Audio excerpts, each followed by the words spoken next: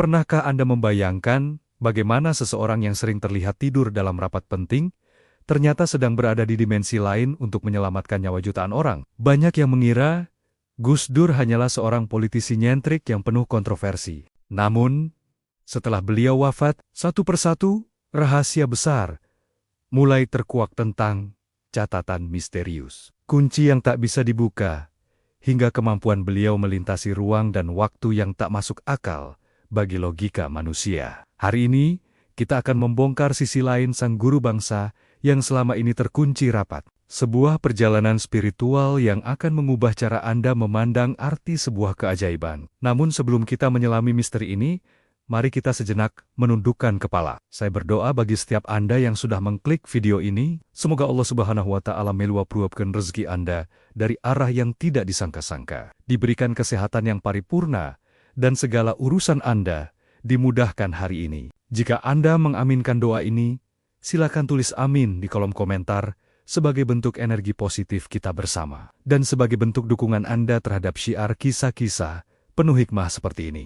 Silakan klik tombol subscribe sekarang juga. Karena subscribe itu gratis, namun dukungan Anda sangat berarti bagi kami untuk terus menyebarkan kebaikan. Mari kita mulai perjalanan ini.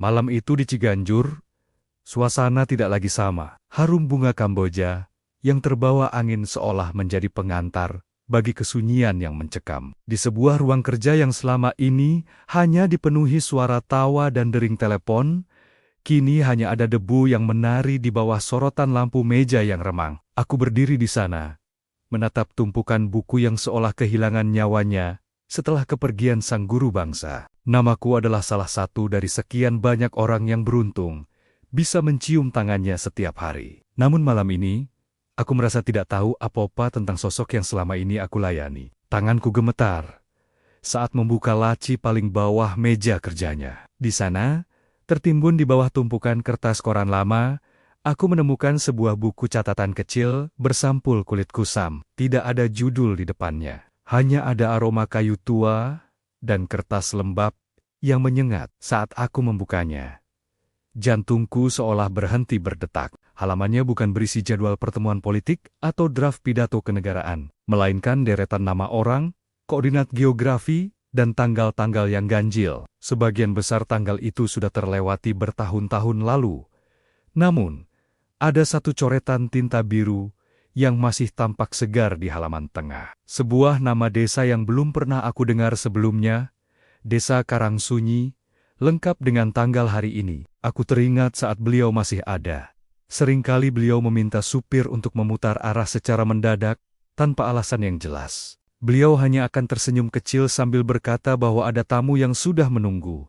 Padahal di depan kami hanya ada hamparan sawah atau hutan jati yang gelap. Kini, catatan di tanganku seolah menjadi kompas menuju rahasia yang sengaja beliau kunci rapat-rapat. Aku memutuskan untuk pergi ke desa itu malam ini juga. Perasaan penasaran ini jauh lebih besar daripada rasa takutku pada gelapnya jalur lintas provinsi. Perjalanan menuju desa Karangsunyi terasa seperti menembus lorong waktu. Jalanan aspal yang bolong dan kabut tebal yang menyelimuti perbukitan membuat mobilku bergerak lambat. Tidak ada sinyal ponsel. Tidak ada tanda-tanda kehidupan modern. Hanya ada suara jangkrik yang bersehet sahutan dengan mesin mobilku yang menderu kepayahan. Setelah berkendara selama 4 jam, aku sampai di sebuah pemukiman kecil yang seolah tersembunyi dari peta dunia. Di sana, di tengah desa, berdiri sebuah surau tua berbahan kayu jati hitam. Aku turun dari mobil dan disambut oleh seorang lelaki tua yang seolah sudah tahu aku akan datang. Ia tidak bertanya siapa aku atau apa urusanku. Ia hanya mempersilakanku duduk di selasar surau sambil menyuguhkan kopi pahit. Lelaki itu mulai bercerita dengan suara parau yang menggetarkan sukma. Ia berkisah tentang tahun 1998, saat ketegangan melanda negeri ini. Di desa ini, kekeringan hebat melanda hingga sumur-sumur mengeluarkan bau belerang dan ternak mati bergelimpangan. Di saat warga mulai putus asa, seorang lelaki gemuk dengan kacamata tebal datang berjalan kaki sendirian tanpa pengawalan, tanpa iring-iringan mobil mewah. Lelaki tua itu berkose-kokose saat menceritakan bagaimana Gus Dur duduk di surau ini selama 3 hari, 3 malam tanpa makan. Hanya berdoa, dan sesekali bersenandung selawat yang menyayat hati. Warga saat itu tidak tahu siapa beliau. Mereka hanya menganggapnya musafir yang tersesat. Namun, pada malam ketiga, sebelum beliau pergi, beliau menunjuk ke arah sebuah pohon beringin mati di ujung desa dan berkata bahwa air kehidupan akan muncul dari sana sebelum matahari terbit. Benar saja. Saat fajar tiba, mata air jernih menyembur dari sela-sela akar pohon mati itu, menyelamatkan seluruh desa dari maut. Saat warga ingin berterima kasih, sosok itu sudah menghilang di telan kabut fajar secepat ia datang. Aku tertegun mendengarkan cerita itu. Di catatan yang kubawa, tanggal kedatangan beliau ke desa ini tercatat dengan sangat detail. Namun, ada sesuatu yang membuat bulu kuduku berdiri. Pada tanggal yang tertera di catatan itu, aku ingat betul bahwa Gus Dur sedang berada di luar negeri untuk kunjungan kenegaraan yang disiarkan secara langsung oleh seluruh televisi nasional. Bagaimana mungkin seorang manusia bisa berada di dua tempat yang dipisahkan oleh samudra dalam waktu yang bersamaan? Apakah ini yang disebut sebagai ilmu lipat bumi? Ataukah beliau memang memiliki kemampuan untuk membelah diri demi membantu umat yang sedang menderita di pelosok yang terlupakan? Rahasia ini terasa begitu berat untuk kupikul sendiri. Aku mulai menyadari bahwa sosok yang selama ini dikenal sebagai politisi ulung dan presiden yang kontroversial sebenarnya adalah seorang wali yang menyamar dengan sangat sempurna. Beliau menyembunyikan keagungan spiritualnya di balik humor-humor yang seringkali dianggap remeh oleh lawan politiknya. Beliau membiarkan dirinya dihujat dan direndahkan.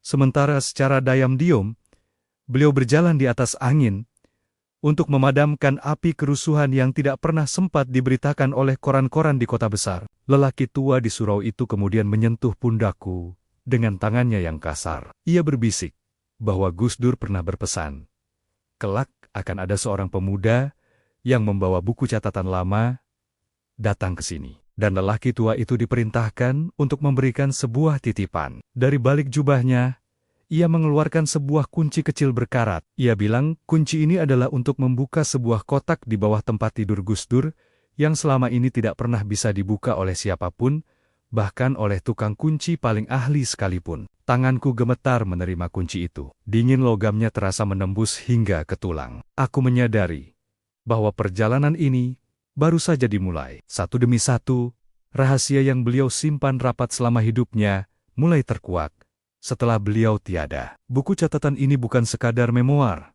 melainkan peta jalan spiritual yang akan membawaku pada kenaton-kenaton gaib yang tidak akan pernah bisa diterima oleh akal sehat manusia biasa. Saat aku berpamitan untuk pulang, langit subuh mulai memerah. Aku menatap mata air di bawah beringin yang diceritakan tadi. Airnya masih mengalir deras, jernih, dan menenangkan. Persis seperti warisan pemikiran beliau yang tidak pernah kering, meskipun raganya sudah menyatu dengan tanah. Aku kembali ke mobil dengan perasaan yang campur aduk antara haru, takut, dan takjub yang luar biasa. Aku tahu, setelah ini hidupku tidak akan pernah kembali normal. Aku memacu mobilku kembali menuju Jakarta.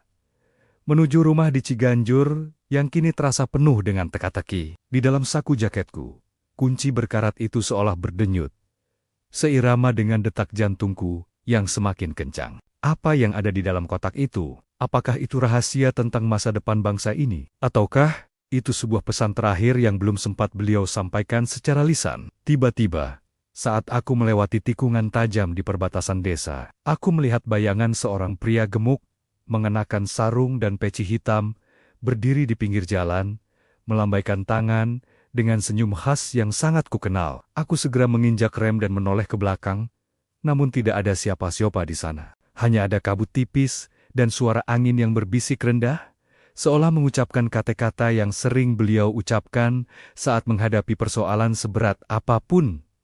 Gitu saja kok repot. Aku terdiam cukup lama di dalam mobil, mencoba mengatur napas yang memburu. Air mata jatuh tanpa bisa kubendung. Beliau memang sudah tiada secara fisik, namun kehadirannya terasa lebih nyata daripada saat beliau masih hidup. Episode pertama dari pencarian rahasia ini telah membukakan mataku bahwa apa yang kita lihat tentang Gus Dur selama ini hanyalah permukaan dari samudera yang sangat dalam. Rahasia-rahasia yang terungkap setelah beliau tiada. Ini bukan untuk dipamerkan sebagai kesaktian, melainkan sebagai pengingat bahwa di atas segala kekuasaan dan politik, ada kekuatan Tuhan yang bekerja melalui tangan orang-orang.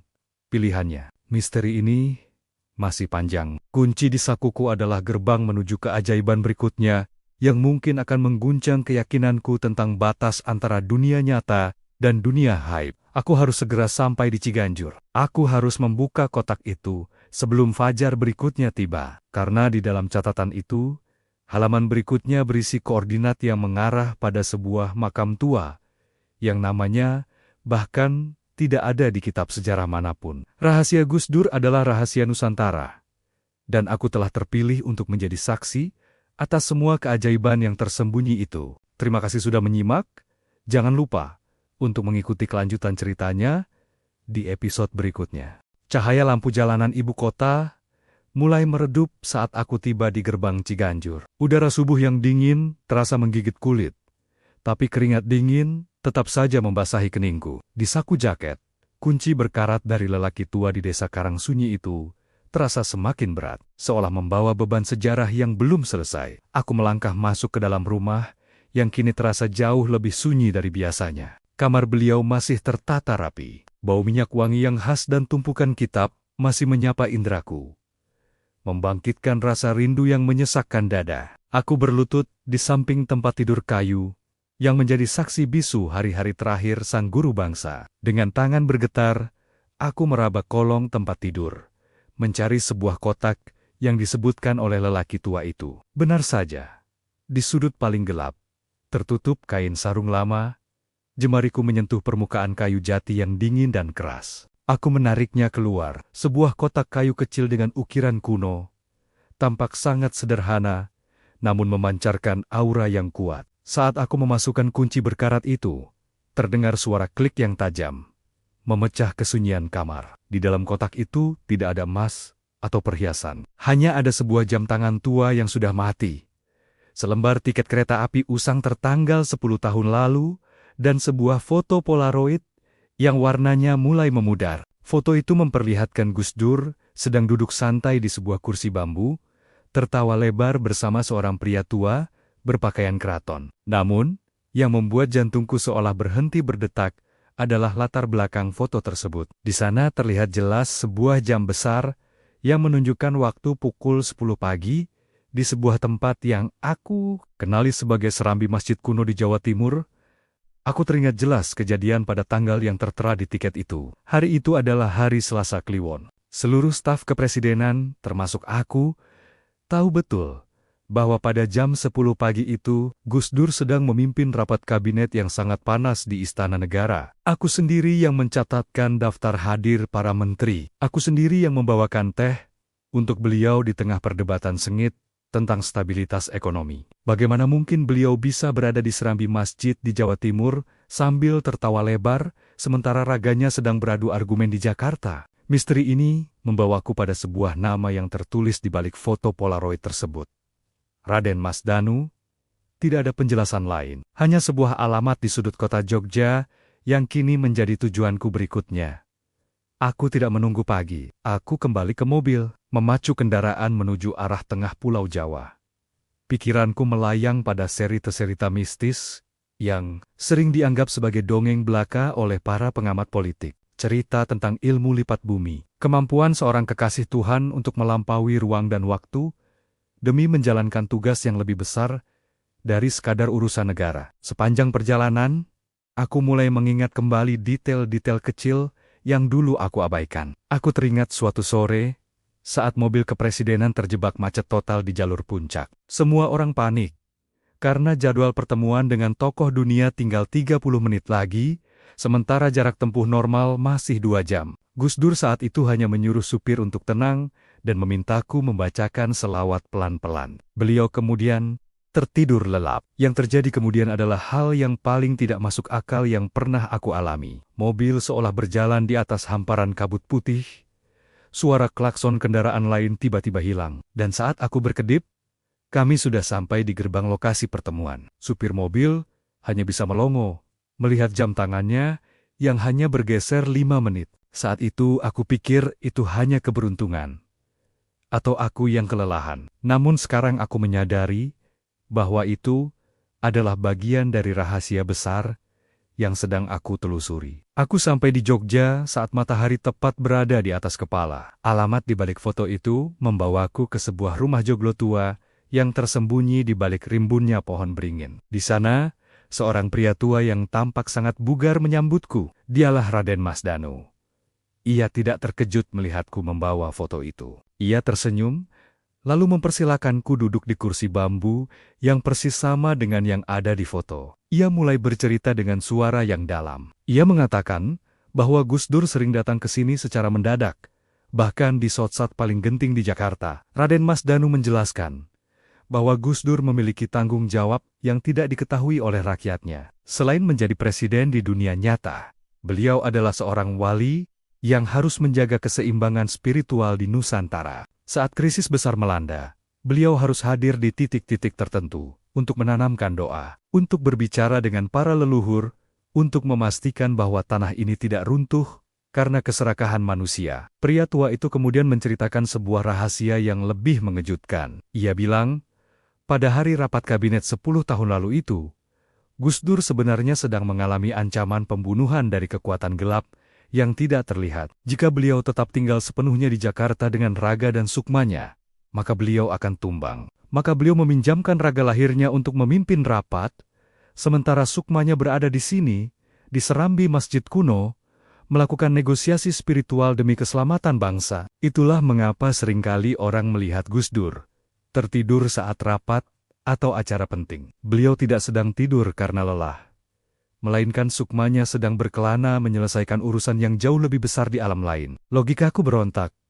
Namun, bukti di depan mataku tak bisa dibantah. Raden Mas Danu kemudian memberikan sebuah amplop coklat tua kepadaku. Ia bilang, ini adalah pesan yang ditinggalkan Gus Dur khusus untukku, jauh sebelum aku bekerja menjadi asistennya. Aku membuka amplop itu dengan tangan dingin. Di dalamnya, terdapat secarik kertas dengan tulisan tangan beliau yang khas. Sulit dibaca, namun penuh makna. Tulisan itu berbunyi, sesuatu yang terlihat diam sebenarnya sedang bergerak paling cepat. Jangan percaya pada apa yang hanya dilihat mata, karena mata seringkali menipu. Di bawah tulisan itu, terdapat sebuah daftar koordinat baru, yang menunjuk ke sebuah daerah di pesisir selatan. Raden Mas Danu menatapku dengan tatapan iba. Ia bilang, bahwa perjalanan ini akan semakin berat. Aku bukan hanya akan melihat karomah tentang fisik, tapi aku akan mulai melihat bagaimana Gus Dur mengatur skenario masa depan bangsa ini melalui mimpi-mimpi orang biasa. Malam itu, aku menginap di joglo tersebut. Di tengah malam, aku bermimpi melihat Gus Dur sedang berdiri di atas tebing laut selatan, menatap ombak yang mengganas. Beliau tidak bicara.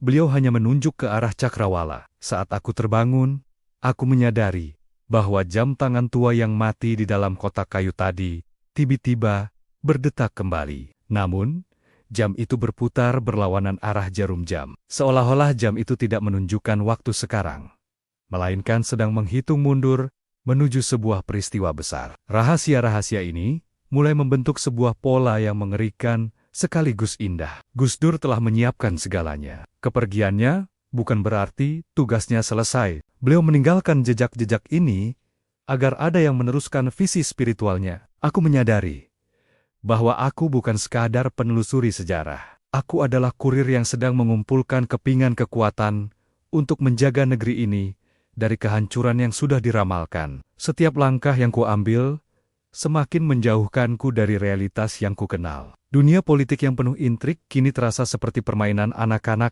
jika dibandingkan dengan perang spiritual yang selama ini dipimpin oleh Gus Dur sendirian. Aku kembali menatap jam tangan yang berputar terbalik itu. Waktu terus berjalan mundur. Aku harus segera menuju pesisir selatan sebelum jam itu berhenti berdetak. Rahasia kedua telah terungkap, bahwa ruang dan waktu hanyalah mainan bagi mereka yang sudah selesai dengan urusan duniawinya. Gus Dur adalah sang musafir yang tak pernah benar-benar pergi. Ia hanya berpindah tempat duduk untuk mengawasi kita dari sudut yang berbeda. Perjalanan ini belum berakhir. Justru, ini adalah sebuah permulaan. Terima kasih sudah menyimak. Ikuti terus kelanjutan kisah ini di episode berikutnya. Sampai jumpa. Mobilku membelah kegelapan malam, melesat kencang menuju pesisir selatan. Di sampingku, jam tangan tua itu terus berdetak aneh. Jarumnya berputar terbalik. Suaranya makin keras, seperti detak jantung raksasa yang terbangun dari tidur panjangnya. Setiap kali jarum itu bergerak mundur, ingatanku tentang Gus Dur seakan terhisap ke dalam ruang hampa. Aku mulai ragu. Selama ini, siapa yang sebenarnya kulayani? Apakah beliau seorang manusia biasa? Ataukah sesosok cahaya yang hanya meminjam rupa manusia? Aku mengikuti koordinat dari Raden Mas Danu, yang membawaku ke sebuah tebing curam, yang menghadap langsung ke Samudra Hindia. Ombak besar menghantam karang, suaranya menggelegar seperti guntur di tengah malam. Angin laut yang asin menusuk kulit. Tapi anehnya, ada kehangatan yang menyelimuti area ini.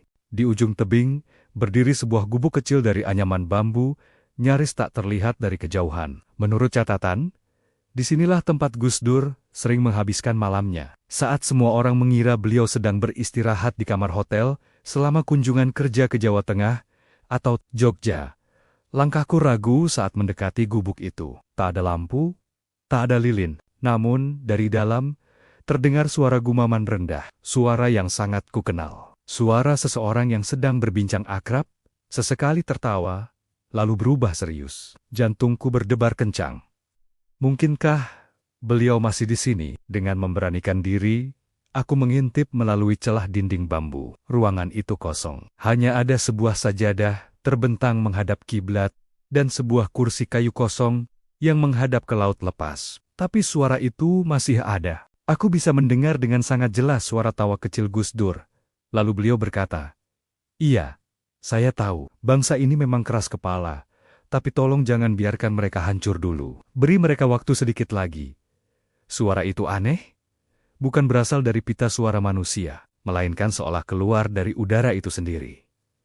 Aku langsung jatuh terduduk di depan pintu gubuk. Bulu kuduku berdiri, bukan karena takut, tapi karena rasa hormat yang luar biasa. Aku sadar, aku sedang menguping sebuah dialog yang melampaui batas dimensi. Sebuah dialog dalam senyap antara sang wali dan para penjaga gaib tanah air. Inilah mungkin rahasia mengapa negeri ini tetap berdiri tegak, meski badai konflik dan krisis berkali-kali mencoba merobohkannya. Ada negosiasi yang terjadi di tempot-tempot sunyi seperti ini. Negosiasi yang dilakukan Gus Dur untuk menunda amarah alam demi keselamatan umatnya. Tiba-tiba, suara itu berhenti. Kesunyian yang lebih dalam kini menyelimuti tebing. Dari arah laut, kabut tebal naik dengan cepat, menelan gubuk dan diriku. Dalam kabut itu, aku melihat bayangan sosak-sosak yang tidak biasa. Ada yang tampak seperti prajurit kuno, ulama berpakaian putih, hingga sosok-sosok yang sulit kujelaskan bentuknya. Mereka semua berdiri menghadap ke arah kursi kosong di dalam gubuk,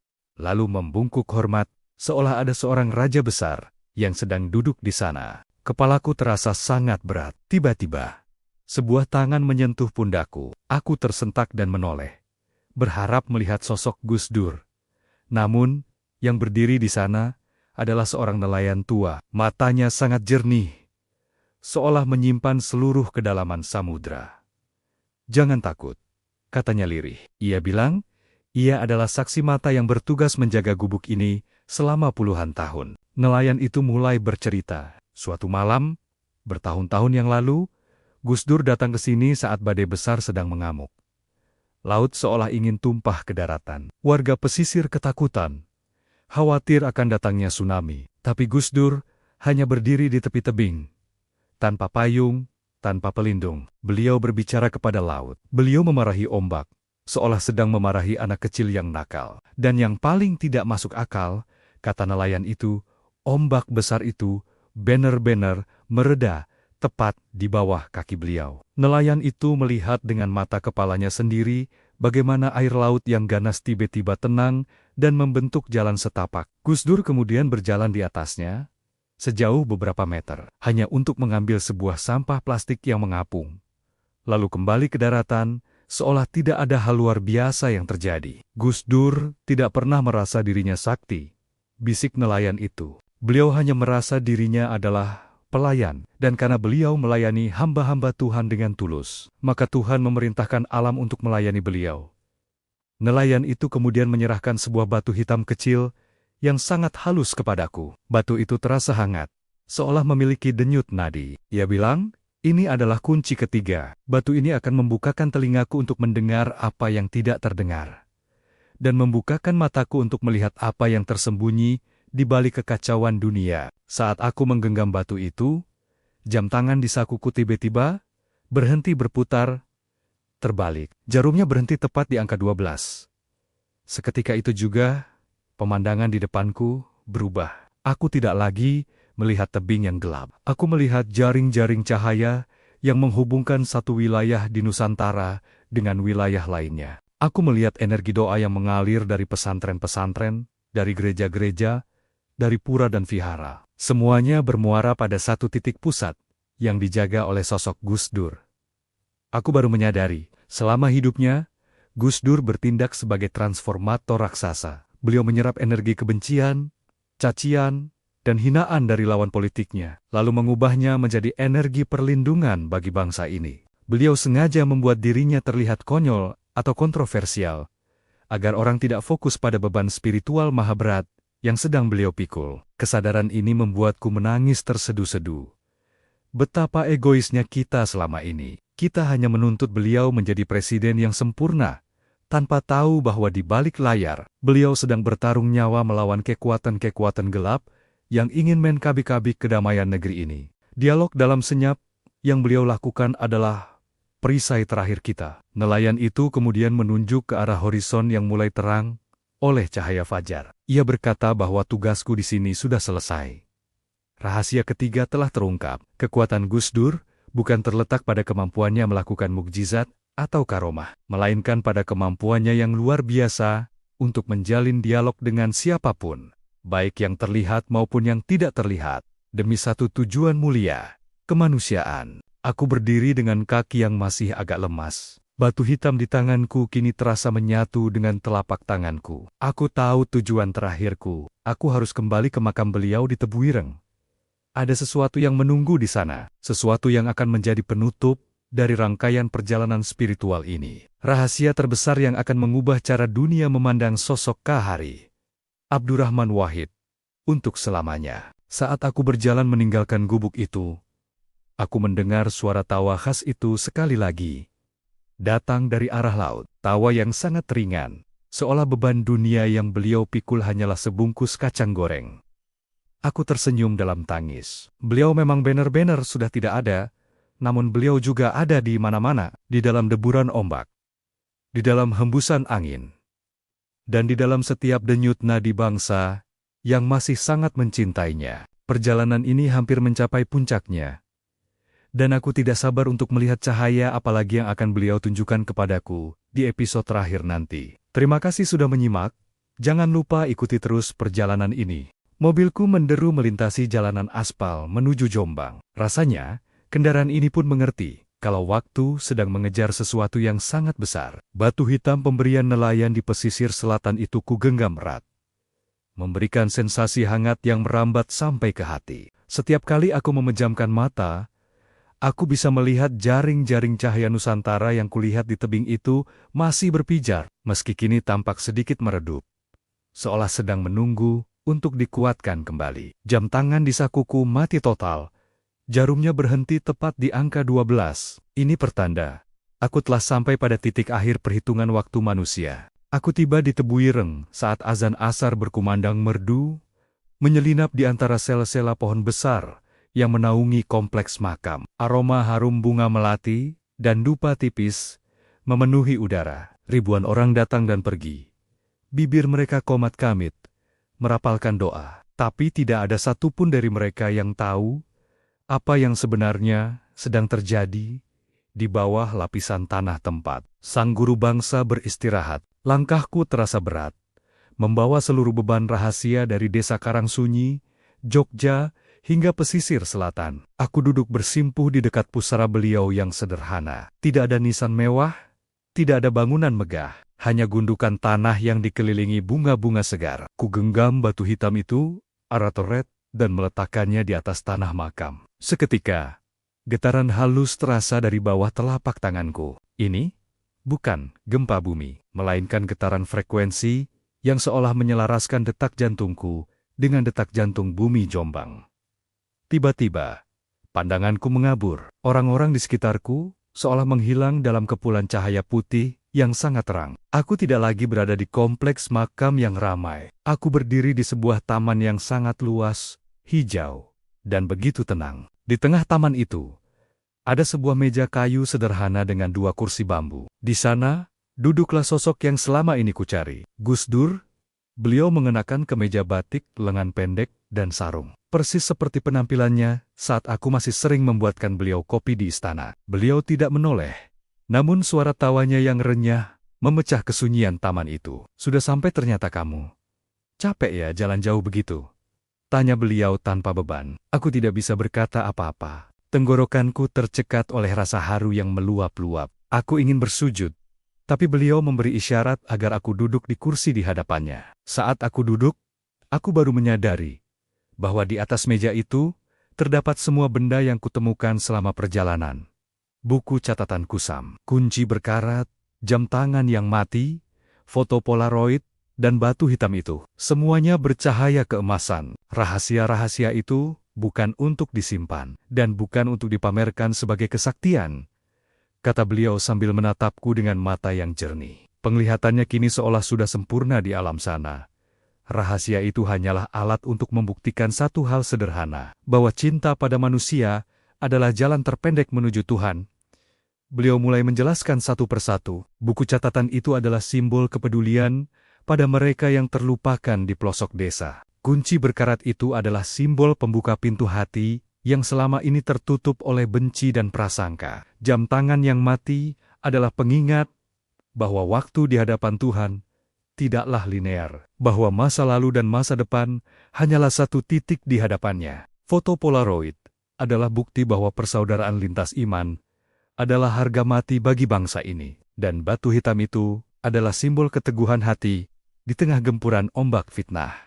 Orang-orang bilang, saya punya karomah, bisa di 2 tempat sekaligus, bisa tahu sebelum terjadi, atau bisa bicara dengan laut. Gus Dur terkekeh pelan sambil menyesap secangkir kopi yang tiba-tiba ada di depannya. Itu semua cuma efek samping. Karomah yang sebenarnya adalah ketika kamu bisa memanusiakan manusia yang paling hina sekalipun. Karomah yang paling sulit itu adalah sabar saat dihina dan tetap memberi saat kamu kekurangan. Itu yang orang sering lupa. Tiba-tiba, suasana taman itu mulai berubah. Aku melihat bayangan masa depan bangsa ini. Aku melihat konflik-konflik besar yang mengancam. Awan gelap intoleransi yang mencoba menutupi matahari Nusantara. Dan tangan-tangan serakah yang ingin memecah belah persatuan. Gus Dur berdiri, wajahnya menjadi sangat serius, namun tetap memancarkan kedamaian. Kabarkan pada mereka bahwa rahasia terbesar yang saya tinggalkan bukan tentang keajaiban saya, tapi tentang potensi keajaiban di dalam diri mereka sendiri, jika mereka mau saling menyayangi. Beliau kemudian menyentuh keningku. Seketika, seluruh informasi, seluruh doa, dan seluruh energi perlindungan yang selama ini beliau kelola, seolah tumpah masuk ke dalam jiwaku. Aku merasakan sakit yang luar biasa, namun diikuti oleh ketenangan yang belum pernah kurasakan seumur hidup. Aku melihat cahaya yang tak padam itu sebenarnya berada di dalam hati setiap orang yang masih mau peduli pada sesama. Itulah karomah terbesar Gus Dur. Beliau menyalakan jutaan lilin di hati manusia sebelum beliau pergi. Saat cahaya putih itu mulai memudar, aku mendapati diriku kembali bersimpuh di samping makam. Hari sudah mulai gelap. Penjaga makam mendekatiku dan bertanya apakah aku baik-baik saja, karena aku terlihat pingsan selama beberapa menit. Aku hanya tersenyum dan mengangguk. Saat aku merogoh sakuku, semua benda itu telah hilang. Buku catatan, kunci, foto, jam, dan batu itu telah kembali ke asalnya. Namun, aku merasa sangat penuh. Aku merasa tidak lagi membutuhkan bukti fisik apapun. Aku berjalan keluar dari gerbang Tebu Ireng dengan langkah yang ringan. Rahasia-rahasia yang terungkap setelah beliau tiada.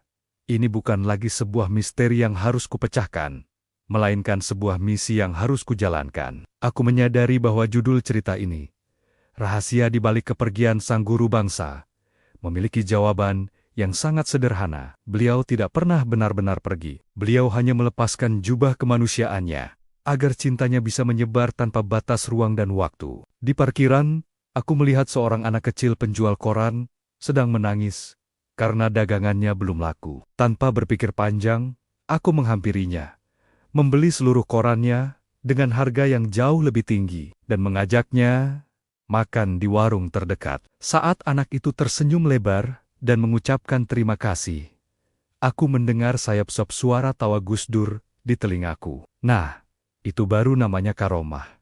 Bisik suara itu di tengah keramaian. Aku menatap langit malam Jombang yang bertabur bintang.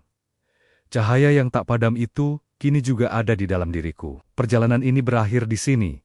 Namun perjuangan untuk menjaga warisan spiritual beliau baru saja dimulai. Aku masuk ke dalam mobil, menyalakan mesin, dan memutar radio. Suara selawat menggema, mengiringi kepulanganku menuju Jakarta. Aku bukan lagi asisten yang bingung mencari jawaban. Aku adalah saksi mata dari sebuah keajaiban yang bernama kemanusiaan. Gus Dur telah menunjukkan jalan, dan kini saatnya aku dan kita semua untuk terus berjalan di atas cahaya yang tak akan pernah padam itu. Terima kasih sudah menonton. Sampai jumpa di video berikutnya.